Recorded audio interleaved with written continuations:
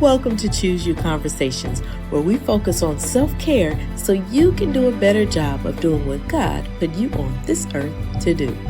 I'm Dr. Rachel Mitchum Elahee, psychologist, executive coach, and author of the book, Choose You. Welcome to Choose You Conversations. I'm Dr. Rachel, and we have with us again Judge Allegra Walker. Woo! Hey, Judge. Hey, Dr. Ray. Hey. So today we're talking about domestic violence. So why do we have a judge on talking about domestic violence? I'm gonna tell you. I'm gonna tell you why. But first, let me tell you about her and what makes her so fantabulous for this discussion. All right. All the things, all the things. And isn't she just looking judicial in her black and white? I just told her that. So Judge Allegra Walker, I'm gonna go through the pomp and circumstance, but I got to tell you, Judge Allegra and I went to college together. It feels like we just graduated maybe 10, 15 years ago. That's what it feels About like. That's not five. what it is. That's what it feels like. It's not what it is. But Judge Allegra Walker is a native of Oklahoma, where the wind comes sweeping down the plains. Okay, so she's a 93 graduate from Fisk University, majored in business administration, and then later she got her jurisprudence from the University of Toledo, OHIO. She began her legal career at the Office of Public Defender, and then she went on to work for the district attorney. She focused a lot of her practice on domestic and family violence prosecution. All right. Now, again, she was a public defender. She was a prosecutor. Honey, she's done it all. And then, and then, sis ran for judge. The ancestors was applauding and running and shouting, and it was a glorious occasion when Facts, they were. they were. And so she is General Sessions Judge sitting on the bench in Nashville, Tennessee, Davidson County, and she is now on her second term, honey. And Judge Walker is only the third woman of color elected in Davidson County, the third woman to preside over Division 4. So listen, I'm gonna tell you, she knows what she's talking about, and she is passionate about her community and our community. So in addition to being a public service servant, she's real active in the community, honey. She loves to see young people excel. I'm not even gonna go into all the things she just does. Just know that she's gotten lots of kudos, lots of awards, all the things. And you will see why I love her so much. Not because of all the accolades, but because she's my friend and my singing partner. And one day, when all the psychology and judicial things are done, you will see us, honey. You will see us singing some Karen White, singing some blues. Look for us coming soon in a few years to a stage or a Near social you. media live near you. So, Judge, I'm just gonna call you Allegra. Yes. Hey, listen, we gotta talk about domestic violence, and I should say intimate partner violence. Mm-hmm. This is October, and it is Intimate Partner Violence Awareness Month. I am struck by the number of people who don't realize that. Very clear on the fact that it's Breast Cancer Awareness Month, and we need to get the word out about breast cancer awareness. It's Hispanic Heritage Month, September 15th, October 15th. Love that. Why do you think so many people are still uninformed about the fact that October is Domestic Violence Awareness Month?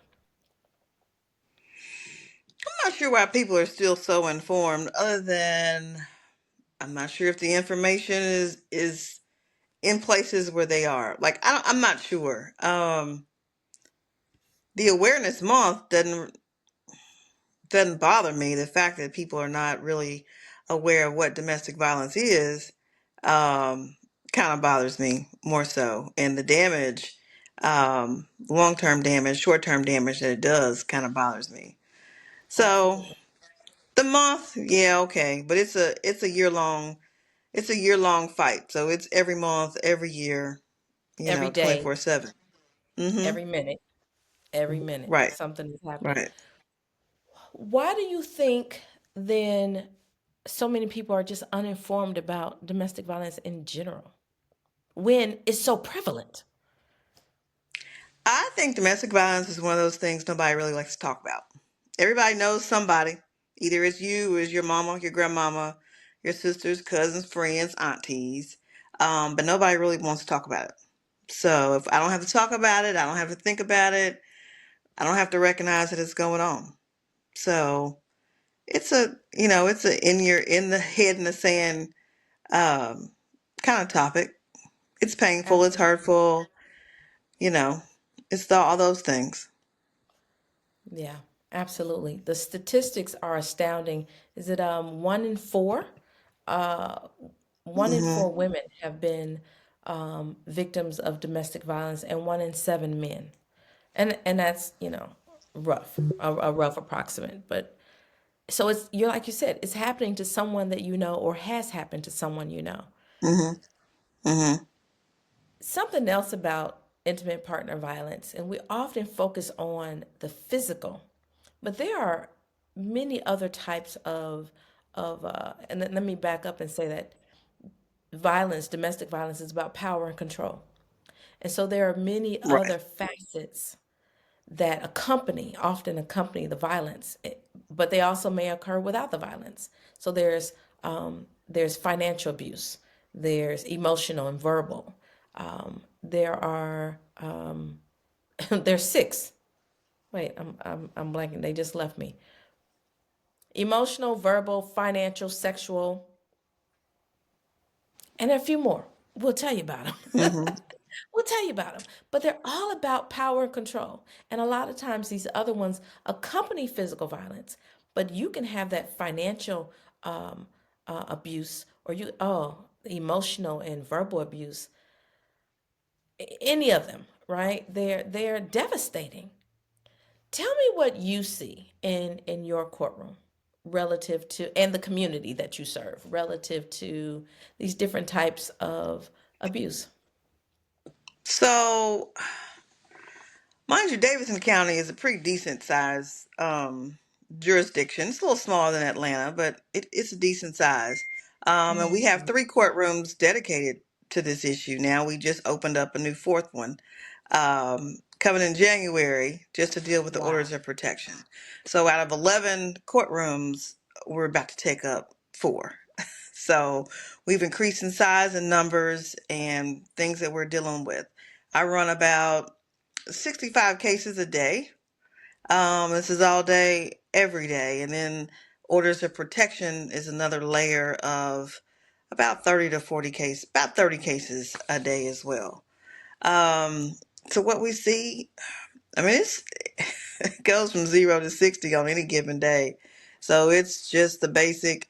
So with intimate partner violence here in Tennessee, it's all lumped into if you have lived together, that could have been us. We could get into a Sure. bad space and end up in domestic violence court in Mhm. Tennessee. Um, if you have dated, had sex, had kids together, be related by blood, So adoption, or parent marriage. So child Tennessee or has a pretty, had a child together.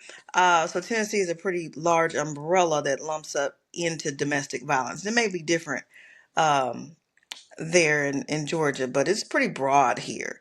So that lends itself for a lot of different cases that we see. So it can be the roommates that get to fighting over you didn't pay your rent money. I'm tired of you leaving your dishes in the sink. Your towels in the bathroom stink. Uh, Up to what we see all the way up to murder. That true intimate partner violence that ends up in murder. We just last year Nashville had 11 murders of people who intimate partner violence. So those numbers really don't go anywhere. Nashville, Tennessee has stayed in the top 10 for about solid 20 years. stays in the That is top not what 10. we want to be top 10 in. Yeah, they stay in the top 10. They have been for about 20 years. So it's real serious here. Um, we have a family safety center here, and we have all these things, all the resources, just everything. But the numbers are still high and they're staggering. So I see it all in court, to be honest. What do you think keeps the numbers going high? What do you think keeps domestic violence and intimate partner violence Hmm. so well rooted? I don't know. I think it's a lot of things. I think it cuts across all areas of all sections of people. So it doesn't matter that, it doesn't matter about your race. It doesn't matter about how many degrees you got behind your name. It doesn't matter about how much money you make, what side of town you live in. It doesn't matter about what religion you have. It doesn't matter about any of that. It's going to cut across all of it. And I have seen it, literally, I have seen it all. I've seen those fancy ladies out in Brentwood, Tennessee, that come in and don't want to be there, as well as I see homeless women who suffer from domestic violence at a homeless camp, you Yeah. know, by the river. Mm-hmm. Um, what was your question again? I don't remember. I'm gonna come back to it, but I want to say something about what you said. I've seen that too. Listen, when you get two professionals together with ADHD, ADHD like behavior. Um, I used to do treatment groups in Ohio, and we had a relationship with the courts. And there was one court in particular, this section of town that was, probably comparable to your Brentwood women. I forgot the section of town. I know 48 road, State Route 48 ran through it. But anyway, what the court said is we don't have that problem here. Oh, really? Really? You don't? But this was They a this have was a it. high this is a high income, this is a high rent district, baby. And it's so unfortunate that people, so the courts were doing it, but we do that. People do that. You want to put up this facade that all is well. We don't have those types of problems here. But it doesn't have to be an income issue. It can be we're a good family over here. We don't have those types of problems. But they are um but as you said, across every section of society, it is prevalent. It is prevalent and it's pretty scary. I remember having a conversation. We had a domestic violence group in our church, support group in our church.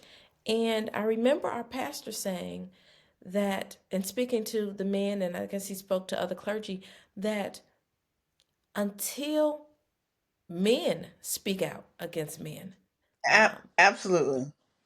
who are committing domestic violence, and also until it's spoken against in the pulpit, though we are going to continue to see these numbers rise. And those are two places. The whole society tends to be quiet on domestic violence, but men speaking to other men who, again, women do, let me just say this, women do can be guilty of domestic violence and intimate partner violence. Absolutely. I say men because overwhelmingly Over in intimate partner, 70% of domestic violence numbers are that of men. And it's because of exactly. that power and control dynamic that comes with it. But women are batterers as well. We Hmm. can we can absolutely batter. We had a group called Women Who Resort to Violence because they were women who were guilty of being batterers, and it was secondary to. So really, they were often both battering. So this can look a lot of different ways. But I was saying that until men address men who are the main perpetrators, and until our religious centers start addressing it and pull their head out of the sand, those are some critical places that this can be addressed. Have you Hmm. seen any of that in your community? Let me just say this. If women could solve it as women, we would have knocked this down a long time ago, along with everything else that we take over and take control of Mhm. and fix.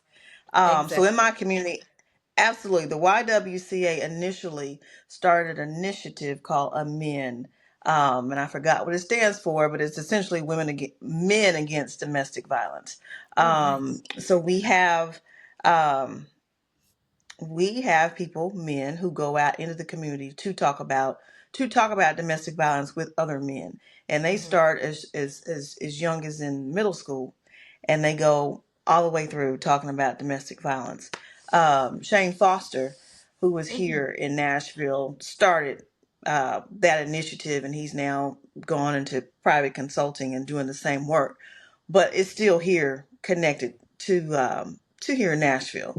So it's a pretty dynamic group. Like I've sat in and I've seen kind of the work that they do, but men absolutely have to hold other men accountable for the violence, for their behaviors. Um, so I think it's a great program. It's a great initiative, and they have other jurisdictions who do the same thing. So Another conversation, another subset of this conversation that you and I've had on occasion is talking about how intimate partner violence, what it looks like on a college campus. I know that you've spent some time talking on college campuses about this as well. and we spent some time at Fisk, and we And have we've spent lots of time at stories. Fisk, absolutely, where our friends, peers, classmates, or rumors about the girl down the hall and the guy down the hall, absolutely, were prevalent because we saw it. We saw it. Yeah. That being said, what should parents? What advice would you have for parents who have children in college and in high school because it also exists in high school? Um, And in middle what school. middle school? You I've what? been the middle school parent whose Yes. child came to me with a friend who had a boyfriend. I'm not sure what you do in the sixth and seventh grade, but whatever. Who had a boyfriend who had abusive behavior, and my child only picked up on it through the conversation because it's actively talked about in their household. And she asked me what should she do, and how can she help. I had that discussion in middle school, and I was just like, oh wow. But I knew it was going on in the middle schools. That was just my firsthand bird's eye view of what was going on in middle school. But it's as early as middle school, and they learn the abusive behaviors from guess what? Their parents. Imagine that. Same people they Imagine learn that. racism from. They learn all these things from their parents. So Yeah. they just bring that Into the schools. into school Eh, environment. Yeah. Hmm. So imagine this happening in middle school going unchecked, high school going unchecked, college going unchecked. We got a whole hot mess on our hands by the time this person is under their own roof. Well, by the Yeah, time they're in college, it's full fledged. it is. Like they're batterers by the time they get to college, because that behavior has been going on for some years. So it starts at pulling the little girl's hair, and we lead these girls to believe, oh, that's cute, he just likes you. No, boo, he's probably halfway abusive, and you need to tell him to stop. If you Yes. can't tell him, then tell me, and I'll come up to the school, which I've done before too, by the way, and tapped on the little shoulder of a middle school child. I've tapped on the shoulder and risk going to See, jail. Um, I didn't hurt him. I just tapped him on his shoulder and was told there a him he little needed to leave mine alone. firmness to that tap? Absolutely, it was motherly. Told him you need to leave mine alone. Absolutely.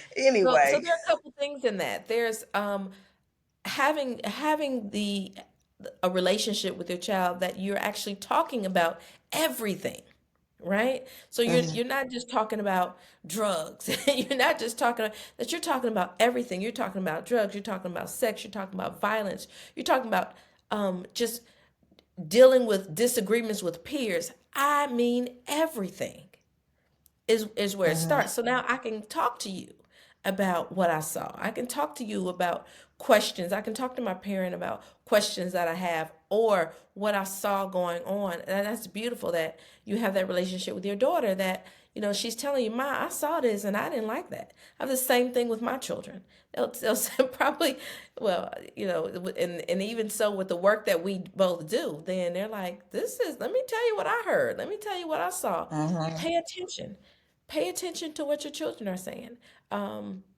Because as you're saying, it's prevalent in our schools. It's absolutely prevalent. And so what should you're in high school, you're in college, or you're a parent with a younger child, what would you advise that they say to or do when they notice that one of their peers or classmates is involved in what appears to be an abusive relationship? Good question. And that would, let me just be clear, that's the same answer that I would give to a grown adult. So, with dealing with friends that have issues. If they tell you something, you need to hold that in confidence. First of all, hold that in confidence. You know, we as girls love to spill the tea. All tea Girl, don't let need me to be tell you spilled. what I heard. Correct. All tea doesn't need to be spilt, and that's with a T at the end, not a D. Um, but you know, lend you her ear in confidence, and you are not a therapist. You know, she needs to go find a therapist. That is not going to be you because you're not skilled to be her therapist, Mhm. and you need to equip her with resources. If you are equipped with the resources to know, give her the resources. You know, everybody Mhm. should have. Even my child has YWCA's national hotline number. You know, I've Mhm. given her all the things when she went off to college, and threatened to also counsel her roommate and suite mates, and she, begged me not to. But it's important stuff. She has it. You know what I mean? So as long as they have the resources and can reach out, they can get that help. But it's important, I think, as a friend to believe. So go back. I Are we want you to back? yeah, go back and say the things that you recap what you just said. I think we missed a little portion of it. What you think is important in terms of So equipping our we're when we have a friend who is confiding us about a domestic violence situation, we need to hold that in confidence. We need to believe what she's saying, and then we need to equip her with adequate resources. And that resource just may be the local YWCA. And then from there, they're able to take it from there. And then remain her friend. She needs that ear because if she's told you that, then what she's told you is probably like two, three times more to that story than what she's revealing to you. That's just absolutely. all she's going to share with you, right? And it didn't just Um, happen. It and it didn't didn't just just happen. start. It Been didn't just start happening. It's just built up to that point to where she probably needs to reach out because she has nowhere to go and she's struggling at that time. Mhm. But no matter how charming these men are or women, no matter how much you like them, you don't want to believe some of these horrible things that they've done.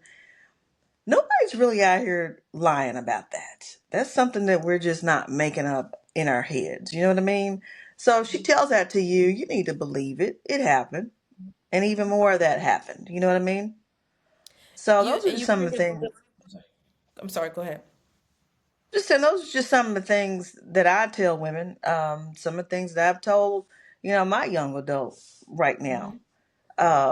And I think that's really helpful because they always need an opportunity to come back if they need to come back to you for assistance or not guidance, but just a lending ear. So you don't want to shut that down because with domestic abuse, um, isolation is one of those tactics that abusers use to shut you down from friends and family. So you don't want Absolutely. to shut that down. That's why I say it needs to be a confidential conversation where you're not spilling the tea to all your friends and everybody on the fourth floor about what's going on. Because Mhm. at that moment, when the confidences are broken, then you're not going to get that friend back. And then you may put her safety in her life in jeopardy. And that's real. That's absolutely real. Hmm. Um, wow, that was really rich. Thank you. You said a lot in that. It comes from education, like uh, it's not sexy. It's nothing we like to talk about. And because we don't talk about it, then oftentimes we're ill equipped when it shows up at our door. And so we don't even recognize it. We think that, and I say we as, the collective may think that, domestic violence means that you got a busted eye and you got a broken arm. And that's what we're looking for. And then still are like, but did it really happen like that? What did you do? And so domestic violence, what a lot of people don't recognize is that a lot of times you won't see the bruises. Right. You won't, um, you won't see the bruises, and that's just one of the pieces.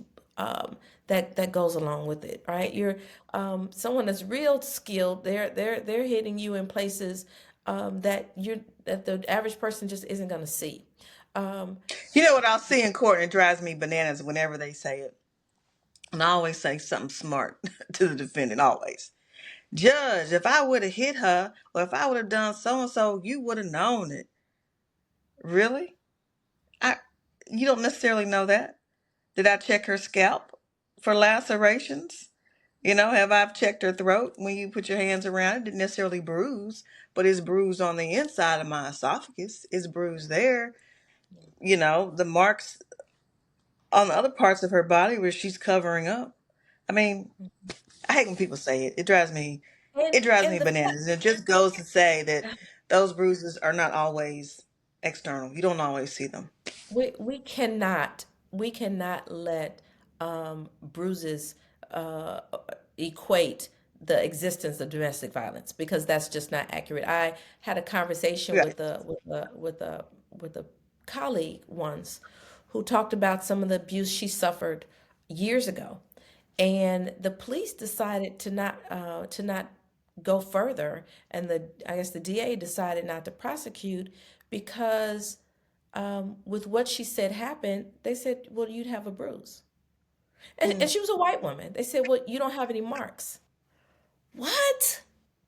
They did yeah. not proceed because there was no physical or visible signs that abuse occurred. Guess And what? The and gun to my head doesn't make a mark. The gun you put to my head doesn't make a mark. The sexual assault you committed doesn't necessarily make a mark. Yeah, I could go on and absolutely. on. And something else about you referenced people not believing that this gentleman could be capable of that. I think some of the most abusive men that I've seen have been the most charismatic. Yep. They're the ones you love to talk to, you love to see, you love to. And to your point, this cuts across every demographic, everyone. And so I've seen in my work, I've seen highly esteemed community members, pastors, deacons, right, guilty of the most atrocious crimes when it comes to domestic violence and sexual violence. And but they're handsome and they're nice and they put on cologne and they're so sweet and they just and so my point And they is make that good money. and they make good money. But it's some broke ones out there too that are king. Yeah. You know, the point is that it's just like you can't look at somebody and decide that they are or are not a perpetrator of domestic violence. Hmm. You cannot look at somebody and decide, oh, they are so kind and sweet, and they're such a good man. They help so much. I can't believe that the things that you've said that he's done. Why would he need to control your money? You guys live in a big, beautiful house. He makes good money. You make good money. There's no way he's controlling your money. There's no way that he won't give you money to spend on groceries. There's no way that he puts you on an allowance to feed the family and get your clothes with, $100 a month and you make six figures. There's no way that happens. Hmm. Whew. It I get a happens little every day, all day. all day. Every And day, all so, day. so as we said before, that domestic violence is about in all types of violence, intimate partner violence, are about power and control. And so it could be, as I said, financial or economic abuse. That can look like keeping her from working, not allowing her to work, not allowing her to make her own money. As I said before, giving her an allowance, taking her money, right? Or not giving her access to the funds of the house. It can also be threats. It can be coercion and threats, and so just threatening the things that you're going to do. You're going to leave her. You're going to um, you're going to hurt her in some way.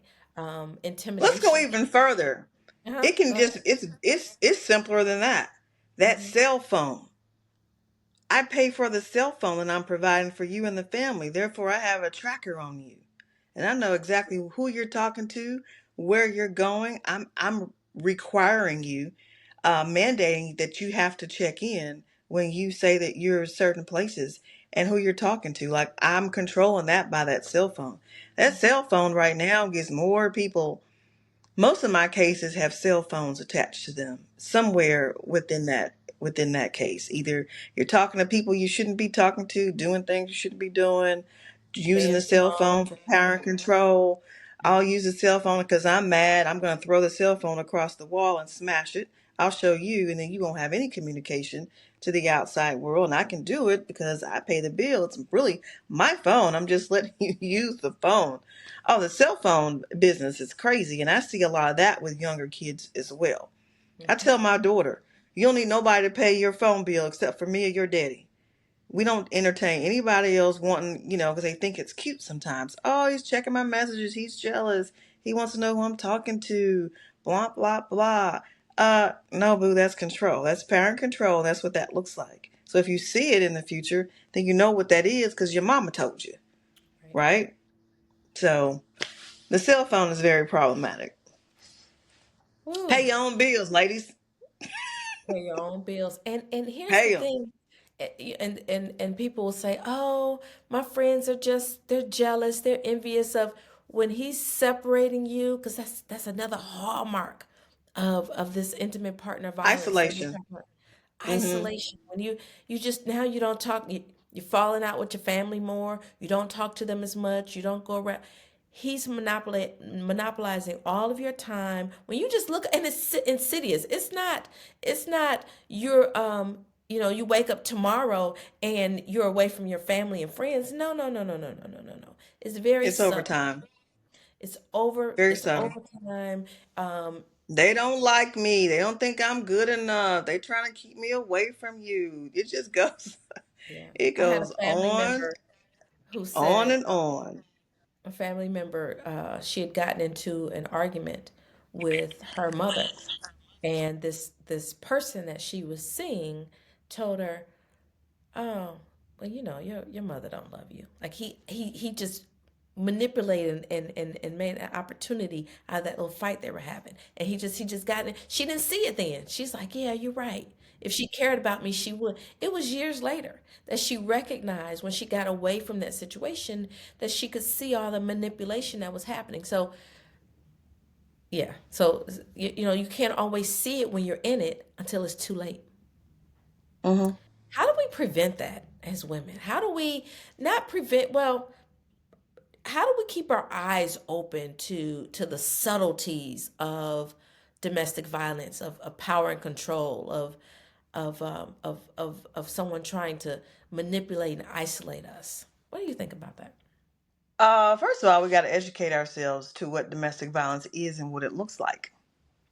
Um, you got to educate yourself to know what that looks like in real time, real life, what that looks like. So you always got to keep your head on a swivel. Um, Everything that glitters ain't necessarily gold.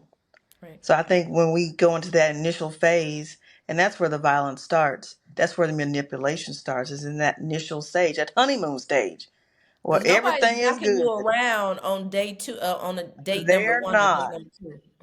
I mean, that's when it's good. I mean, that's when the sex is good. You're going out for dinner. He's showering you with gifts. You're meeting his family. They're very ingratiating to you as well as your friends and everybody. Oh, he's great. That's that honeymoon stage when it all looks and appears to be good. You really got to keep your eyes and ears attuned to just the subtle nuances of things that change. And we, I think, sometimes as women, will talk ourselves out of it. Hmm. Oh, that just didn't happen, or we'll make excuses for why it happened, and we'll just ignore it. Because Yeah. at the end of the day, that person that showed up day one is who we're really looking for. And Yeah. yeah, he may have had a bad day. He got some family issues. There's a lot going. That's the new word. Girl, I got a lot going on. You ain't got that much going on, right? Ain't that much going on. Um, we just have to be in tune and listen to our bodies. And I tell people, listen to your gut. That girl ain't Yes. gonna never lead you wrong, I swear. Every time I got that crazy feeling in my gut, um, it never It leads me doesn't have to wrong. make sense up here. Just trust your It gut. just trust the gut. Just like you said, And we'll if that reason means ourselves that out of it. we'll reason out of it, that means that that terrific guy, you got to cut him loose. Well, cut him loose. It'll be somebody else coming through the door. It might save your life anyway. But always trust the gut, and we just don't do enough of that. Yes. Yes. What's that song Beyonce Which one? talking about? She'd rather be something than crazy. I forget Oh, the I can name of hear the that song. tune.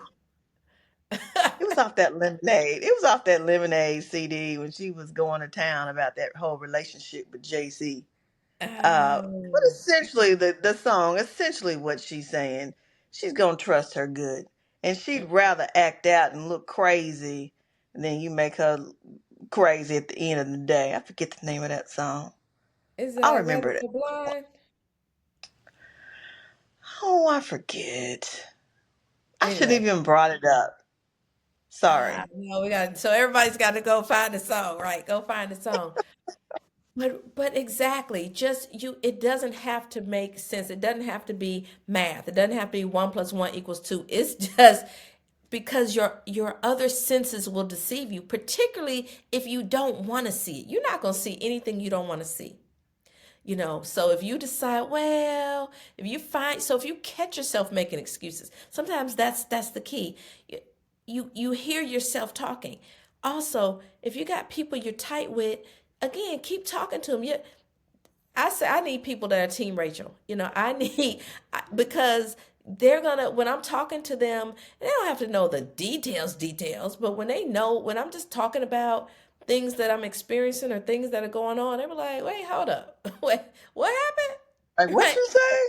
That's what I'll do for a girlfriend. That's what a girlfriend will do for me. Girl, I don't know. Oh no. I don't know about that.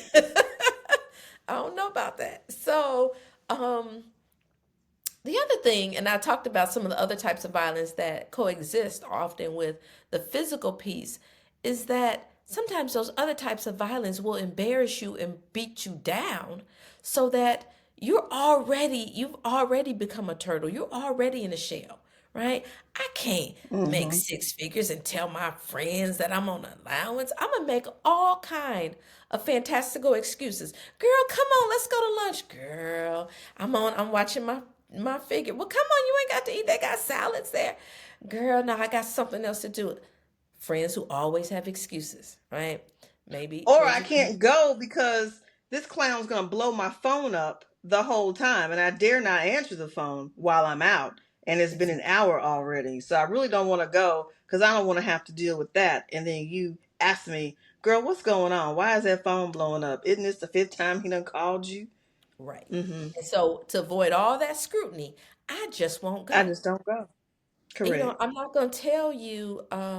I'm not going to tell you. Or I should say, you may not know some of the crazy things that he says to me that really break down my self esteem. Right? Who Right. are you going to tell that to? Because now you're looking, now you're feeling like the dummy that he says you are. Mm-hmm. And so, getting help, being able to recognize, again, trusting your gut with what you said is recognizing that, wait a minute, because there's a vitality in you. There is a part of you that is still like, hey, sis, it's still tapping you on the shoulder. This ain't it. And well, I'm in too deep. I got this, I got that. And it's going to keep tapping, sis, this ain't it. And These so, kids, the house note, he's supporting and paying this and that. Like there's a million and five reasons why women stay. The yeah. family wants them to stay. The church wants them to stay. Mm-hmm. Amen. Oh, it's a sin against God. Not, Oh, let's talk about that. not. Let's start there. No, that's a sin against God. Guess what? All this other foolishness is a sin against God. We are precious in his sight. And we forget, God's go, I don't want to disappoint God by getting a divorce. This is marriage is sacred. Exactly why you don't need to be in this relationship. Because Or you it's got sacred. the grandmamas and the aunties will Girl, you can handle that. want you That in ain't these nothing. relationships. Girl, ain't nothing easy. You gonna have your ups and downs. I remember when me and Uncle Billy Bob, all that bad, unsound advice that we get from some of the elders, um, who just don't give sound, good advice Yeah. on things of this nature. They were brought up in a whole different generation and time where women didn't like the abuse, but because of economic situations, they had to endure some of that, and they did not have options. There was no birth control. They couldn't leave. You can't go back to mama They couldn't because buy a house. They you, couldn't own property. They had to have some yeah, permission from a male until like the 70s. absolutely. My grandmother had 10 kids. My grandfather was abusive, and he was an alcoholic, which is also abuse to me. Where's Absolutely. she going with 10 kids? Nobody's taking her in. She really, in the deep south at that time, she had no other option other than stay where she was and endure that violence and that pain and that hurt and pray for better days.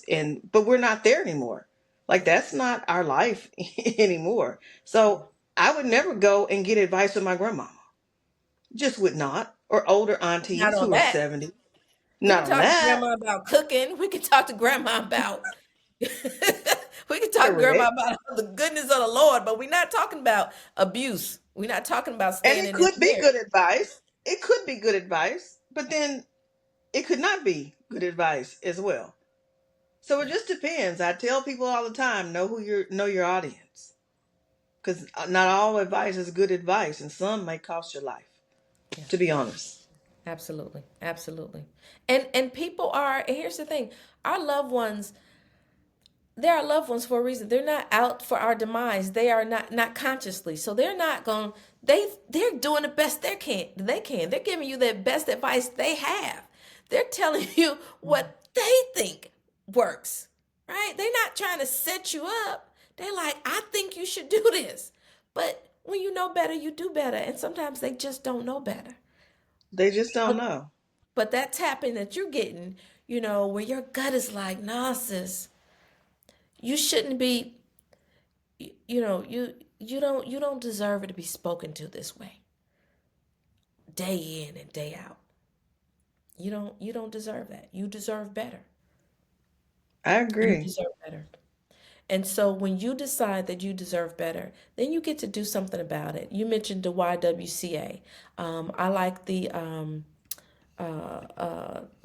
I sometimes refer people to the website, thehotline.org.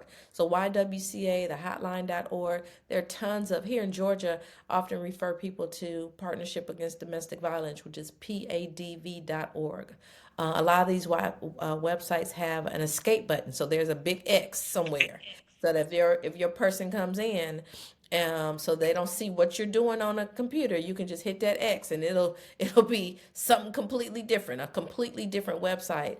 Um, but again, they might be tracking. As you talk about tracking with the cell phone, they might be also tracking what you're looking at. So that might be time to go to the library. Like, you have to rise above the level of your situation, and sometimes you can't do it yourself. And we also know that when a woman is planning to leave, that's the most dangerous time, right? So you Most really want dangerous. you really want to have some help, because they're not trying In to fact, let there's 7 times more likely to die you. Yeah. when they're trying to leave. So it takes some care and some planning and some assistance. This needs to be You need to leave the situation, but you need to leave it prudently. You need to have you need to you need to have a plan, and And you need sometimes, help with that plan. right. and You need so help and with so that that plan. absolutely, and so that plan has to involve very much should involve some outside entities that are experts in this. You're Mm-hmm. not an expert Mm-hmm. in this. You in it and you're trying to get out of it, but this plan has to involve people who are experts. Um, Man, because, and here's the other thing, it'll show up on your job. I'm thinking about coworkers too. This woman who's always fighting with her spouse, always fighting with. Listen, a lot of times the violence that's happening, the deaths that are occurring are not just happening at home, right? They will come up to your job. So this becomes a workplace issue. This is a church issue, a workplace issue, safety issue, because A health issue. a health issue, right? Um, Hmm. it touches every part of it. And and another, I was gonna go off on a whole nother thing about health issue. I'm gonna keep it contained. There's a lot. This touches everything. I can't think of an area that this doesn't touch. There is a woman and quite possibly a man that you know who are victims of domestic violence. I have a friend who years ago told me that she was his wife at the time. She shot him in the foot, and he begged his siblings not to. Oh, and by the way, she was a police officer, and he begged his siblings. He begged his siblings not to just leave it alone. To just leave it alone. There are a few men that I've known who've been victims of violence, and they're afraid. Cause I'm a dude. What does that look like? Same thing, same advice, same advice. You get to be safe. Nobody has the right to put their hands on you. No one has the right to control you, to exert power over you, so you don't have your own autonomy, your own agency. No, we're not. We're not doing that. We're not doing that. We get to teach that to our children. We get to remind the women that we love. Listen, what if you talk to your friends as if, what if you educated and had these kind of conversations with your friends like girl, you had your breast exam? Like, what if we talked about these issues with our friends? Because you don't always know who is suffering behind the closed door. And so Correct. having these conversations with friends can empower, you don't know who you're empowering, who are you helping. Um, and I think that's one of the answers. So I talked about this being preached against in church. We talked about being able to recognize signs and talk to your friends and give them advice for how to get help. But also, yeah, this is yet another way that we can help, having conversations with our friends. And if our friends have these conversations with friends, like we're telling people to go get your prostate checked and go get your breast checked and go, have you had your annual physical and all the things that we're checking on, this is, we really need, and all those are important conversations. This is an important conversation. I would What other agree. thoughts do you have, Judge Allegra? I don't know. We've had such a vibrant conversation. I don't have any parting thoughts in terms of domestic violence. Other than just, love shouldn't hurt. Like it shouldn't hurt. It's not a It mental shouldn't hurt. It's hurt not a physical physically, hurt, right? emotional Emotional, hurt, a sexual hurt. Like it just should not hurt. And when it hurts, there's a problem. yeah. Yeah. And where there's a problem, a pattern will develop. And Mm-hmm. sometimes even if you don't think even if you think you can stand it, if you think, well, maybe it's not so bad, a lot of times there are other people involved. But if you have children, man, you get to make the choice to live for them, to help them. I had a conversation just today with someone whose relative, um, she had a couple of children. She had a couple of children by someone else, and then her new husband. She has This young lady has almost as many kids as your grandmother, and she's in her 30s. And there's a lot of abuse. There's a Mm. lot of abuse. She has 9 children, and so this person was talking to me, and it's their relative. She was talking to me about, what, how do I help her? Now, the woman did leave the situation. We want to make sure she doesn't go back, but where are the resources? So that's really the conversation we were having about. She's physically gotten out of it, We're praying she doesn't go back. And where are the resources for somebody with, who's underemployed, who has a lot of children and some with special needs? And anyway, that's a whole nother conversation. That's part three. But anyway, I want to thank you for joining me in this conversation, because we could easily break this down and have a whole 6, 8 hour conversation about the different aspects of domestic violence and the resources for domestic violence. And, there's so much there. It's such a rich topic. We get to be aware of it, not just in October, but we get to be aware of Right. it every day, because it affects us every single Hmm. day. It affects everybody we know. It either has, it is, or it will be. It's a critical conversation. So thank you for joining me in this Thank you for conversation. having me in the middle of the day on a Thursday. No place I'd I rather mean, what be. other time? What other time? This is always the perfect time. All Right. right. Well, thank you again. It's been a pleasure. There's so many other things we can talk about. Shall we sing them out? Not Not this time. today. They're not. Not this They're time. not ready. They not. Thank you again. Goodbye. Bye bye.